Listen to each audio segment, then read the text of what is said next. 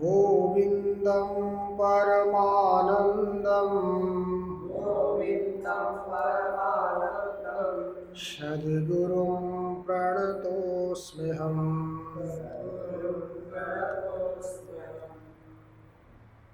426 ब्रह्माकारतया सदा स्थिततया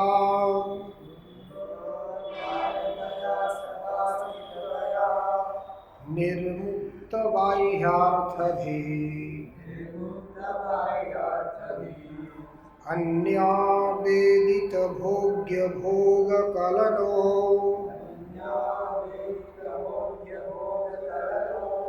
निद्रालुवत् बालवत् स्वप्नालोकितलोकवज्जगदिदम् पश्यन् क्वचिल्लब्धधिः आस्ते कश्चिदनन्तपुण्यफलभुक् धन्यः समान्यो भुवि ब्रह्माकारतया सदा स्थिततया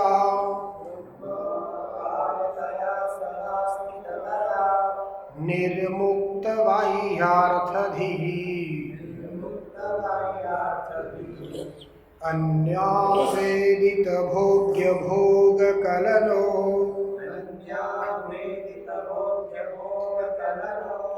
निद्रालुवत् बालवत् स्वप्नालोकितलोकवज्जगदिदम् पश्यन् क्वचिल्लब्धधिः आस्ते कश्चिदनन्तपुण्यफलभुक् धन्यः समान्यो भुवि ब्रह्माकारतया सदा स्थिततया निर्मुक्तबाह्यार्थभिः अन्यावेदितभोग्यभोगकलनो निद्रालुवत् बालवत् स्वप्नालोकितलोकवज्जगदिदम् पश्यन् क्वचिल्लब्धधिः आस्ते कश्चिदनन्तपुण्यफलभुक् धन्यः समान्यो भुवि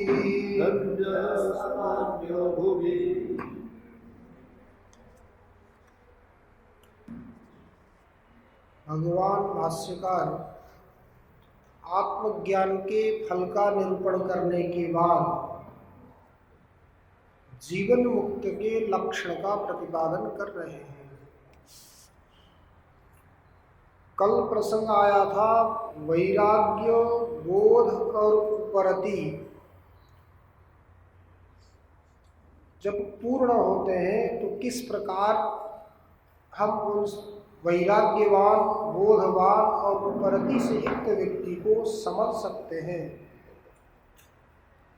तो वैराग्य की परम अवधि बताया, उपभोग के लिए पदार्थ उपस्थित होने पर भी, सामने होने पर भी उनमें वासनाओं का उदय न होना। पदार्थ तो सामने है, होते हुए भी उनमें वासना नहीं है। तो क्या समझना चाहिए कि व्यक्ति उन पदार्थों से वैराग्यवान है। और जिस व्यक्ति को बोध हो गया, बोध की चरम सीमा यही है कि अहंकार का न होना, अहंकार का अभाव, अहंकार भाव उदयाभाव बोधस्य परमावधि। अर्थात कर्तृत्व भोक्तृत्व आदि का अभिमान न होना, कभी भी उत्पन्न न होना, ये बोध की अवधि अर्थात चरम सीमा। लीन वृत्ते अनुपत्तिर मर्यादो परते स्तुषा। सारी अंतःकरण की वृत्तियों का लीन, अंतःकरण की वृत्ति कुछ भी है ही नहीं, और लीन होने के बाद फिर बाद में उत्पन्न होने की संभावना भी नहीं। उदयाभाव, वृत्तियों का न होना, यही क्या है? अनुपम आनंद की स्थिति है, वही परम तृप्ति है। ये उपरति का फल बताया था। ये प्रतिपादन करने के बाद अब आगे बता रहे हैं कि निरुपम आनंद कैसा है। निरुपम आनंद का अनुभव करके जीवन मुक्त किस प्रकार रहता है। ब्रह्माकारतया सदा स्थिततया निर्मुक्त बाह्यार्थधि। धिया अर्थात बुद्धि, बुद्धि कैसी? निर्मुक्त बाह्यार्थधि, बाहरी सारे पदार्थों से जिसकी बुद्धि निवृत्त हो गई है, अर्थात बाहरी पदार्थों में जिसकी अंतःकरण की वृत्ति होती ही नहीं। अब वो अंतःकरण की वृत्ति बाहर न जाने में क्या कारण है? इसलिए कि ब्रह्माकारतया, ब्रह्माकार हो, अर्थात दूसरी कोई भी वृत्ति कभी भी आती ही नहीं। प्रत्यंतर शून्यत्वेन, ब्रह्म के प्रत्यय के बोध के अलावा उसको कोई दूसरा प्रत्यय होता ही नहीं। सदा, ब्रह्माकारतया सदा, सदा सर्वदा उसकी वृत्ति कैसी है? ब्रह्माकार की ही वृत्ति है। ब्रह्माकार की वृत्ति से अतिरिक्त तो उसको कोई भी पदार्थ कभी भी किसी भी स्थिति में भासता ही नहीं। ऐसा मान लीजिए कि व्यक्ति घनघोर निद्रा में है, निद्रा से जगने के बाद भी उसको अन्य पदार्थ की प्रतीति होती ही नहीं, केवल सदा सर्वदा ब्रह्माकार आकारित वृत्ति ही होती है। अब उसने क्या कर दिया? परम पुरुषार्थ रूप अखंड सच्चिदानंद परमात्मा आकार में स्थित हो गया। क्योंकि देखिए शास्त्रों में 4 प्रकार के पुरुषार्थों के बारे में प्रतिपादन किया है। धर्म, अर्थ, काम और मोक्ष।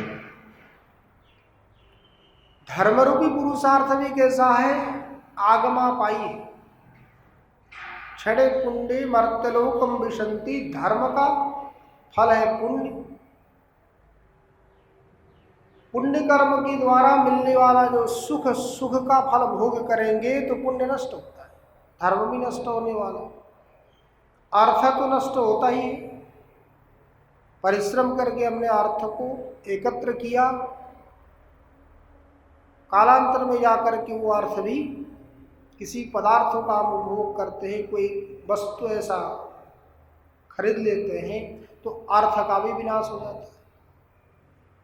अब काम का भी विनाश हो जाता है कि हमें समझ लीजिए किसी पदार्थ को उपभोग करने की इच्छा है, भूख लगी है, भोजन की इच्छा है, भोजन प्राप्त होते ही हमारी जो कामना भोजन करने की वो तृप्त हो जाती। प्यास लग जाता है तो पानी मिल जावे, पानी पीते ही उस प्यास की जो कामना है वो भी तृप्त हो जाती है, नष्ट हो जाती है। इसलिए धर्म, अर्थ, काम, काम अर्थात इच्छा, ये सब आगमापाई। जिस प्रकार यज्ञ करते हैं, यज्ञ के माध्यम से हमें स्वर्ग मिलता है, वो स्वर्ग भी कब तक मिलेगा? जब तक हमारा पुण्य होगा तब तक मिलेगा। पुण्य समाप्त होते ही वहां से हमें आना पड़ता है। तो धर्म, अर्थ, काम, ये तीनों क्या है? अनित्य हैं, अर्थात साधनभूत। और जो मोक्ष रूप सुख है वही नित्य है। इसलिए उपनिषदों में कहा है न स पुनरावर्तते न स पुनरावर्तते। भगवान भी कहते हैं यद गत्वा न निवर्तन्ते तद्धाम परमं मम। वही मेरा धाम है। जिस लोक में, जिस धाम में जाने के बाद किसी को आना नहीं पड़ता। ऐसा जो परम पुरुषार्थ रूप अखंड सच्चिदानंद परमात्मा कार में स्थित होने से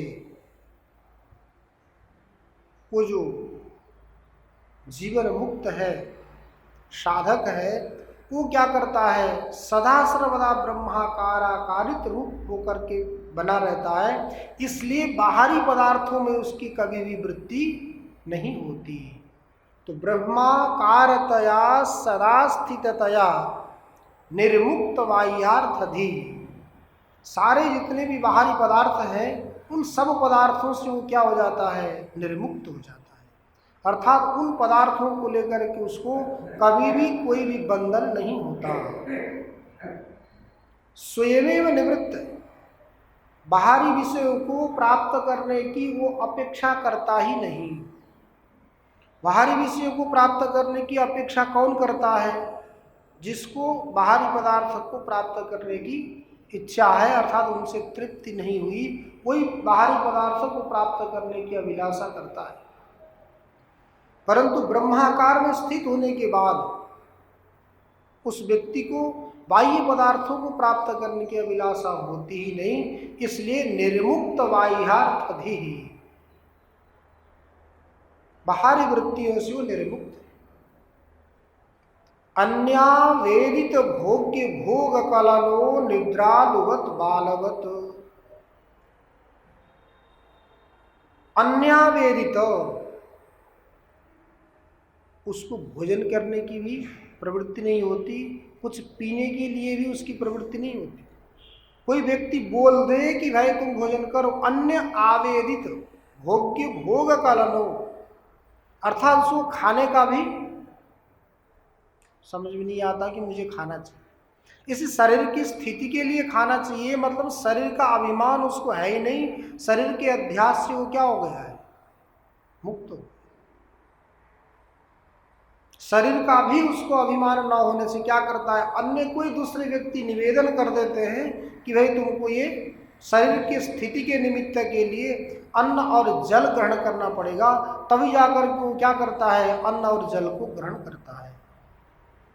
जिस प्रकार समझ लीजिए बता रहे हैं, निद्रा, व्यक्ति सोया हुआ है, निद्रा में है।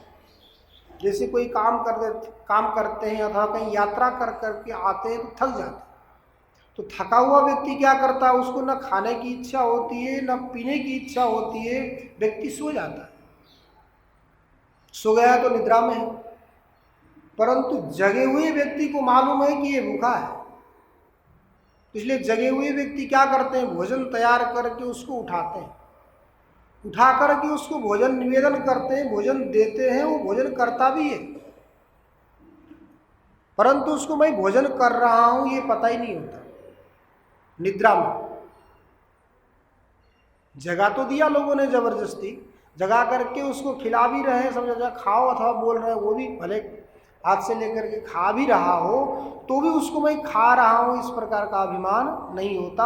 अन्य कोई व्यक्ति निवेदन करते हैं तभी जाकर के क्या करता है, जैसे थाली में भी कुछ हो तो एक ही खाता रहता है, इधर उधर क्या है उसे पता ही नहीं चलता। जिस प्रकार की स्थिति निद्रा अवस्था में व्यक्ति की होती है, उसी प्रकार की स्थिति ये जीवन मुक्त की भी होती है।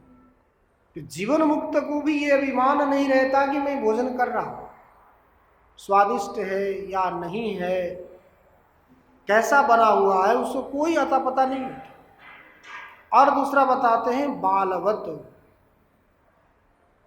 बालकों को भी जब भोजन कराना होता है तो माताएं कितनी दौड़ती है, घूमता रहता है, कभी उधर दौड़ेगा कभी उधर दौड़ेगा। कई सारी कहानियां उसको सुना के माताएं उसको क्या करती है, खिलाती है। उसको ये भी पता नहीं है कि मुझे भी खाना है, मेरे लिए मैं खा रहा हूं, ये भी उसका अभिमान नहीं होता। जिस प्रकार निद्रा में पड़ा हुआ व्यक्ति भोजन करता है, करने पर भी उसको कोई अभिमान नहीं होता, दूसरे के द्वारा निवेदन करने के बाद तब 1-2 ग्रास खाता है, फिर छोड़ देता है, फिर उसको बोलना पड़ता है, तब फिर शुरू करता है। ऐसे करते करते भी पूरा भोजन नहीं कर पाता। उसी प्रकार जो बालक है अबोध, वो अबोध बालक को भी क्या करती है, माँ जबरदस्ती उसको भोजन खिलाती है। जिस प्रकार उसी प्रकार ये ब्रह्माकार वृत्ति वाला जो व्यक्ति बन गया, जीवन मुक्त वाला व्यक्ति बन गया, वो बहिर्मुखत्वाभावेन निरभिमानतया, बहिर्मुख वो है नहीं, बहिर्मुख होता तब उसमें अभिमान आता। अभिमान का कारण ही क्या है, बहिर्मुखता। अब उसमें बहिर्मुखता है नहीं, ब्रह्माकारतया सदा स्थिततया, ब्रह्माकार में ही सदा सर्वदा वो क्या है, स्थित। तो स्थित होने के कारण जिस प्रकार निद्रा में स्थित व्यक्ति को अन्य व्यक्ति निवेदन करते हैं तब भोजन करता है, बालक जिस प्रकार माँ निवेदन करने पर भोजन, खिलाने पर भोजन करता है, उसी प्रकार अब इस ब्रह्माकार वृत्ति में स्थित हुए व्यक्ति को कौन प्रेरित करता है, तो ब्रह्माकार वृत्ति में स्थित हुए व्यक्ति को प्रारब्ध प्रेरित करता है। प्रारब्ध ही यहाँ उसके लिए माता है। यदि प्रारब्ध ही नहीं होगा तो फिर उसका शरीर स्थित ही नहीं रहेगा। इसे शरीर को संरक्षण करके रखने वाला कौन, प्रारब्ध कर्म।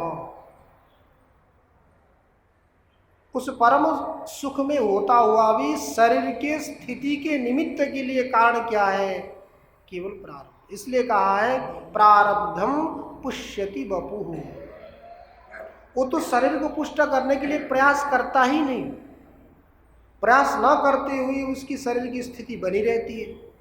तो शरीर की स्थिति को बने रहने में कारण क्या है, तो केवल प्रारब्ध है। तो प्रारब्ध ही उसको खिलाता है, प्रारब्ध ही उसको पिलाता है, और प्रारब्ध ही उसको चलाता भी है। इसलिए वो ज्ञानी अपने शरीर को स्थित रखता है, परंतु उसको अभिमान नहीं है। अन्या वेदित भोग्य भोग कलनो निद्रालुवत बालवत। ठीक है, निद्रा अवस्था में जिस प्रकार व्यक्ति भोजन करते हैं, व्यवहार करते हैं, उसी प्रकार का व्यवहार करता है। बालक जिस प्रकार का व्यवहार करता है उसी प्रकार का एक मुमुक्षु भी व्यवहार करता है। तो इस संसार के सारे पदार्थ दिख रहे हैं, इनको क्या मानता है, सारा व्यवहार हो भी रहा है, ये संसार दिख भी रहा है, तो दिखे हुए संसार को क्या मानता है, तो स्वप्नालोकित लोकवत जगदिदम।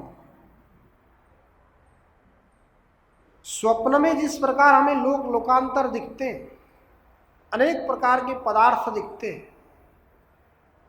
और स्वप्न में देखे हुए पदार्थ फिर जागृत अवस्था में नहीं आते।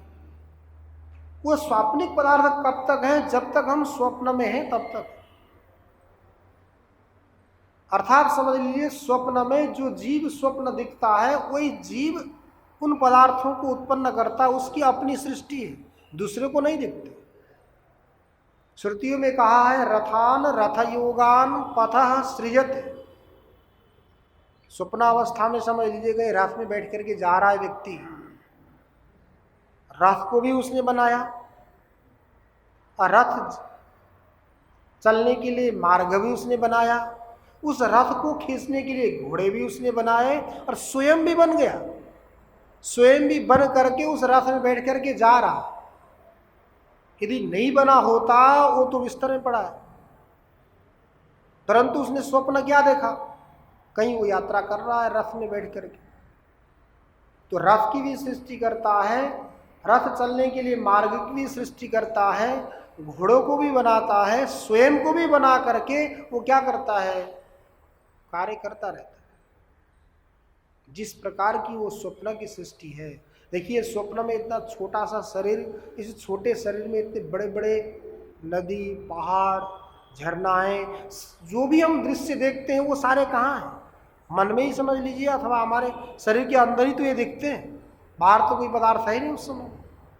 तो ये सारे पदार्थों की सृष्टि जिस प्रकार हम लोग स्वप्न में करते हैं, उसी प्रकार इस ब्रह्माकार वृत्ति वाले व्यक्ति को भी ये सारे संसार के पदार्थ कैसे लगते हैं? स्वप्नवत लगते हैं। इसलिए स्वप्नालोकित लोकवत जगदिदम, संपूर्ण जगत को वो क्या मानता है? स्वप्न के समान ही मानता है। ऐसे तो भगवान श्री राम को वशिष्ठ गुरु जी ने यही बताया है, दीर्घ स्वप्नमिमं विद्धि। श्री राम इस संसार को क्या समझ? हम लोग जब स्वप्नावस्था में जाते हैं तो वो स्वप्न क्या है? लघु है, छोटा सा, तुरंत नष्ट हो जाता है। 1-1.5 मिनट में ही कितनी सारी सृष्टि हो जाती है, बहुत सारे कार्य हम कर लेते हैं, पैदा हो जाते हैं, बड़े बन जाते हैं, शादी कर लेते हैं, सारे बच्चे हो जाते हैं, सारा प्रपंच सृष्टि करके फिर 1-2 मिनट में ही क्या हो जाते हैं? हम मरने की स्थिति में पहुंचे रहते हैं, घबराए रहते हैं। जब मरने से पहले जग जाते हैं तो लगता है कि अरे हमारा कितना समय चला गया, तो विचार किए घड़ी देखते हैं तो अभी अभी तो सोए हैं। इतने सूक्ष्म क्षण में इतना सारा कार्य जिस प्रकार होता है, उसी प्रकार ये संसार भी क्या है? दीर्घ स्वप्न है, लंबा स्वप्न है। इसलिए संसार को क्या समझना? स्वप्न के समान समझ करके व्यवहार करना। वैसे ये जो ब्रह्मज्ञानी जो है, ब्रह्माकार वृत्ति वाला व्यक्ति भी क्या सोचता है? स्वप्नालोकित लोकवत जगदिदम, स्वप्न में दिखने वाला लोक जिस प्रकार है, उसी प्रकार ये भी क्या है? स्वप्न जैसा ही है। अर्थात समझ लीजिए, जब तक हम स्वप्न देख रहे हैं तब तक ये संसार है, व्युत्थान होते ही ये सारा स्वप्न में दिखा गया पदार्थ जिस प्रकार नष्ट हो जाता है, उसी प्रकार ब्रह्मज्ञानियों के लिए सारा संसार भी कैसा है? स्वप्न जैसा ही है। क्योंकि समझ लीजिए वो सदा सर्वदा जगे हुए हैं, हम लोग सोए पड़े हैं, इसलिए ये पदार्थ हमें दिखते हैं और हमें प्रभावित भी करते हैं, परंतु वो जगे हुए होने से उनको कोई भी प्रभावित नहीं करता। क्योंकि व्यक्ति वही भयभीत होता है जो सोया रहता है। जागृति को वा सदसद विवेकी, कि जगा हुआ जो व्यक्ति होगा वो कभी भी भयभीत नहीं होगा, वो सत और असत के बारे में सदा सर्वदा विवेक करता है। जब हमें सत और असत के बारे में विवेक नहीं होता तभी हम भयभीत होते हैं। क्या है, कैसा है, पता नहीं। यथार्थ रूप से हमने वस्तु को समझ लिया, व्यक्ति को समझ लिया, तो फिर हम भयभीत नहीं होते। तो ब्रह्माकार वृत्ति वाला व्यक्ति क्या है? उसको निश्चित ये सारा जितना भी दिख रहा है, ये दिखने वाला वास्तविक नहीं है। यदि विचार किया जाए तो जो जितना भी दिखने वाला है वो नहीं है, उसकी वास्तविक सत्ता नहीं है। जो वास्तविक सत्य वाला है, सत्ता वाला है, वो कभी दिखता ही नहीं, क्योंकि वो दृष्टि का विषय बन ही नहीं सकता। यदि दृष्टि का विषय वो बनने लग जाएगा तो फिर वो भी क्या हो जाएगा? स्वाप्निक हो गए। जिस प्रकार स्वप्न में देख रहे हैं उसी प्रकार ये सारा पदार्थ भी क्या है? स्वप्न के जैसा ही बता दिया। जो भी दृष्टिगोचर होता है तो वो सारा भी क्या बन जाएगा? स्वप्नवत होने से जो दिख रहा है वो नहीं है, और जो नहीं दिखता है समझ लीजिए वही क्या है? वास्तविक सत्य है, जिसका कभी भी बाद नहीं होता। तो स्वप्नालोकित लोकवत जगदिदम पश्यन् क्वचिन लब्धहि, ये सारे संसार को क्या मानता है? स्वप्न के समान देखता है। क्वचित लब्धहि, सबको ऐसा नहीं दिखता। कोई ऐसा व्यक्ति है जिसकी बुद्धि ऐसी बन गई, सत और असत के बारे में विवेक करने की जिसकी बुद्धि है। क्योंकि श्रुति ने कहा है, दृश्यते त्वग्रया बुद्धिया सूक्ष्मया सूक्ष्मदर्शी। उसी व्यक्ति को वो ब्रह्माकार की अनुभूति होती है जो सूक्ष्म से सूक्ष्म पदार्थों को देखने का अनुभव करता है, अथवा सूक्ष्म से सूक्ष्म पदार्थों को देखने का सामर्थ्य है, इसमें शक्ति वाला है। अब वो कब आएगा? जब विचार करेगा तब आएगा। तो जब तक विचार नहीं होगा तब तक सूक्ष्म पदार्थों को हम नहीं समझ सकते।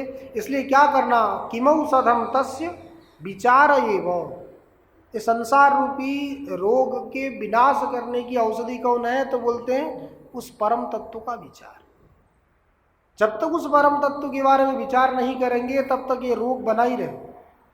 इस रोग की निवृत्ति करने की यदि इच्छा है तो हम क्या करें, उस परम तत्व के बारे में विचार करते ही ये रोग स्वयं नष्ट हो जाए, अपने आप चला जाए।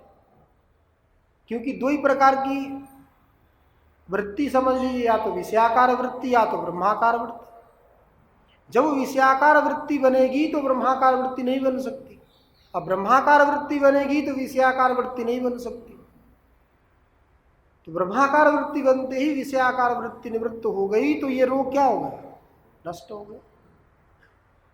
तो स्वप्नालोकित लोकवज्जगदिदं पश्यन् क्वचिल लब्धधि। कोई व्यक्ति ऐसा देख सकता है जो परमात्मा को देखने का जिसका स्वभाव बन गया, शील बन गया, उस परम तत्व में जाकर के जो प्रतिष्ठित हुआ है, वही व्यक्ति को व्युत्थान के समय में जिस प्रकार हमें जो पदार्थ हैं दिखते हैं, स्वाप्निक पदार्थ मिथ्याएं प्रतीत होता है, उसी प्रकार उस व्यक्ति को भी क्या होता है, ये सारे पदार्थ मिथ्या है, इनकी कोई वास्तविकता नहीं है।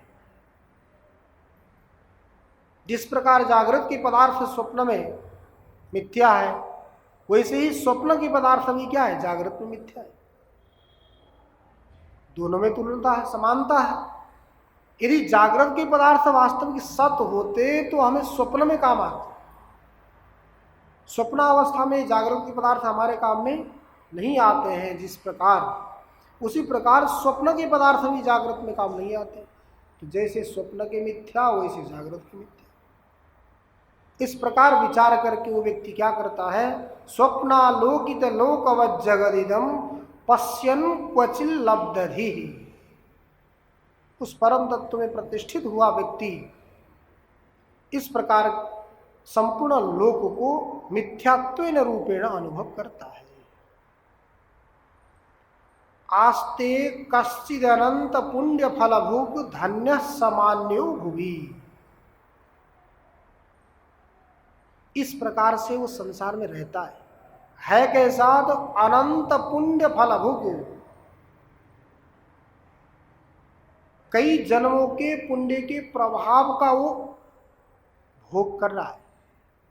अनंत पुण्य फलभुग, अनंत जन्मों के पुण्य के फल का भोग कर रहा है वो व्यक्ति। इस प्रकार की जो आनंद का अनुभव करके स्थित है, आनंद का अनुभव करके विद्यमान है वो व्यक्ति, कई जन्म जन्मांतर के पुण्य के फल का भोग कर रहा है। ऐसा व्यक्ति क्या है, इस भूमि में, इस संसार में धन्य है। अर्थात उसी व्यक्ति के सत्संग में रह करके, संग में रह करके दूसरे व्यक्ति भी क्या हो जाते हैं, कृतकृत्य हो जाते, धन्य हो जाते हैं। क्योंकि समझ लीजिए कहीं चंदन का पेड़ है तो उस चंदन के पेड़ से सुगंधी आ रही है, तो उसके अगल बगल में रहने वाले दूसरे पेड़ भी क्या होते हैं, मलयाचल संसर्गाद वेणुपि चंदनायते।